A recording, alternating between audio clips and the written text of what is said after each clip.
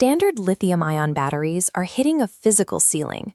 To double the capacity of an electric vehicle and reach 10-minute charging times, engineers are transitioning to the solid-state battery, a design that replaces liquid components with a dense, energy-packed ceramic. This solid architecture allows for extreme power density on paper, but in practice, these cells are notoriously unstable. In the high-stakes environment of the laboratory, they almost always destroy themselves before they can be commercialized. To understand these failures, material scientists are performing microscopic autopsies on dead cells.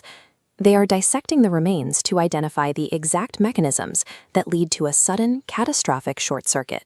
This cross-section isolates the three primary microscopic failure modes: the anode, where physical trauma tears the battery apart; the central solid electrolyte, where internal bottlenecks choke the power; and the interface boundaries, where invisible chemical contamination ruins the cell.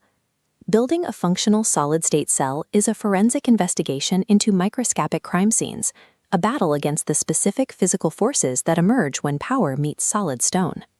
Our first cause of death happens at the anode. When a battery charges, lithium ions move across the cell and stick to the surface. In a solid-state system, this plating process is highly uneven. It builds up in rigid, unpredictable clumps, remarkably similar to plaque forming on teeth. Those uneven clumps rapidly grow into dendrites. These are microscopic, root-like structures made of soft lithium that shoot aggressively across the battery, trying to bridge the gap to the cathode and short-circuit the whole system. Looking at this microscopic side view, we run into a major mechanical paradox. That expanding lithium metal is soft, about the consistency of a gummy bear, yet somehow it manages to punch straight through the rigid, rock-hard ceramic barrier meant to block it. Researchers at the Max Planck Institute finally mapped out exactly how this happens. The ceramic wall traps the soft lithium into a constricted space, causing extreme hydrostatic pressure to build at the very tip of the dendrite. It acts like a continuous water jet, concentrating enough localized force to violently snap the brittle ceramic. Even if we engineer a ceramic tough enough to survive the cracking, we run into the second cause of death, located within the solid electrolyte itself: sluggish ion mobility. In a traditional battery, ions swim effortlessly through a liquid soup, but when you force them to navigate through a dense, solid crystal framework, it creates a massive traffic jam. The ions experience intense friction, requiring immense amounts of energy just to push through the material.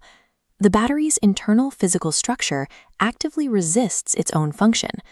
During standard operation, it slowly destroys itself through intense pressure and structural friction. Sometimes the battery is doomed before it is even charged.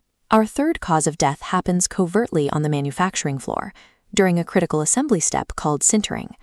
To make the distinct ceramic layers of the battery share electricity, you have to permanently bond them together. This requires baking the materials at extremely high temperatures so their crystalline structures interlock. This simulation shows exactly what goes wrong in the oven. A team at MIT discovered that microscopic trace amounts of carbon dioxide floating in the ambient air react detrimentally with the battery materials when exposed to that high heat. That tiny chemical reaction leaves behind a thick, degraded layer of what is essentially scar tissue between the two ceramics. From day one, this invisible boundary throttles the battery's electrical performance. An invisible atmospheric reaction during synthesis can be just as lethal to solid-state architecture as the violent mechanical stress of charging it. Now that we have the exact autopsy results, material scientists know what to fix. They are using these specific points of failure to actively bulletproof the next generation of cells. To stop the dendrites, we can look at this mechanism from researchers at Harvard and Samsung. By embedding micron-sized silicon particles into the anode, the lithium is forced to wrap evenly around the silicon core. It plates uniformly, completely preventing the localized water jet pressure that causes fractures. To clear the traffic jams, Abhim at KAIST realized they could chemically inject elements like oxygen and sulfur into the solid framework. As we see in this lattice, those additions physically widen the internal corridors, reducing friction and boosting the speed of the ions by up to 4 times. And to solve the manufacturing flaw, the MIT team proposed a simple atmospheric swap: completely remove carbon dioxide from the process and bake the battery layers in an environment of pure oxygen. By just changing the air in the oven, the ceramics form perfect, high-performance bonds. Manufacturers can avoid using expensive, time-consuming protective coatings entirely. The success of these prototypes marks the point where solid-state storage becomes an actionable engineering checklist. With each major hurdle cleared, we move this revolutionary technology that much closer to the electric vehicles and smart devices of the next decade. We've been hearing the same promises about solid-state batteries for years. Electric cars with a 1,000-mile range, zero fire risk, and charging times measured in minutes. Yet, for all that hype, the technology has remained stuck in the prototype phase. Standard lithium-ion batteries rely on a liquid electrolyte to move power around. That liquid is flammable, and we have largely hit the physical limit of how much energy it can store. Solid-state batteries replace that liquid with a hard, inert ceramic. It sounds like an ideal upgrade. But by introducing a rigid solid into the center of the cell, engineers accidentally triggered a microscopic self-destruct mechanism. To see what goes wrong, we have to leave the human world behind and look deep into the dark, claustrophobic space between a battery's terminals. The delay in getting these batteries into our cars has nothing to do with a lack of funding. It is the result of a precise physical conflict at the microscopic level, one that scientists are finally starting to win. The primary killer of a solid-state cell is a structure called a dendrite. Every time the battery charges, these microscopic metal roots sprout out of the anode and begin to grow. Max Planck researchers investigated how lithium, as soft as a gummy bear, could puncture a rigid ceramic barrier. They found it acts like a high-pressure water jet. As the root pushes, hydrostatic stress builds until the ceramic violently cracks.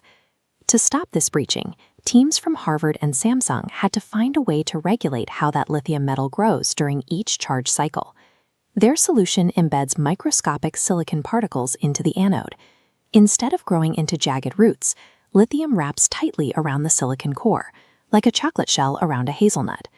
This even coating distributes electrical current smoothly, neutralizing metal roots before they form. By isolating and containing the lithium, this design extends the battery's lifespan to 6,000 cycles and allows it to recharge in about 10 minutes. Surviving the charge cycle is only half the battle. Because the battery's core is solid rather than liquid, the lithium ions move slowly, which limits the battery's total power output. Ions, the glowing orbs, struggle to push through this dense atomic grid. It's a microscopic traffic jam. South Korean researchers solved this by adding oxygen or sulfur to the electrolyte. The atomic scaffolding instantly relaxes and expands, opening wider pathways for the ions. This structural adjustment increases the speed of the lithium ions up to 4 times, achieving elite conductivity without relying on rare or expensive metals. Even with the interior physics optimized, early versions of these batteries were still failing during the factory manufacturing process. An MIT team traced the failures to the factory air itself. During the high-heat baking process used to fuse the layers together, trace carbon dioxide reacts with ceramics, creating an invisible layer of contamination that destroys the interface. The fix involves performing the baking process in an environment of pure oxygen. This blocks the carbon dioxide, allowing the layers to fuse perfectly without the need for expensive chemical coatings. By optimizing the atomic architecture and the factory atmosphere, engineers have taken a slow, fragile laboratory experiment and prepared it for mass production. For years, the promise of solid-state storage was held back by microscopic damage, slow ion transport, and manufacturing contamination. These individual breakthroughs have effectively resolved those specific technical failures. When these solutions are integrated into a single cell, the result is a stable, high-capacity battery that performs reliably over thousands of cycles. This completed technology has implications far beyond passenger cars. It provides a foundation for municipal power grids, long-lasting personal electronics, and the potential for commercial electric aviation. While the initial hype was years ahead of reality, the underlying engineering has finally reached a point where the performance matches the promise. The engineering work by teams at Harvard, MIT, and Samsung has transitioned the solid-state cell into a viable, high-performance reality.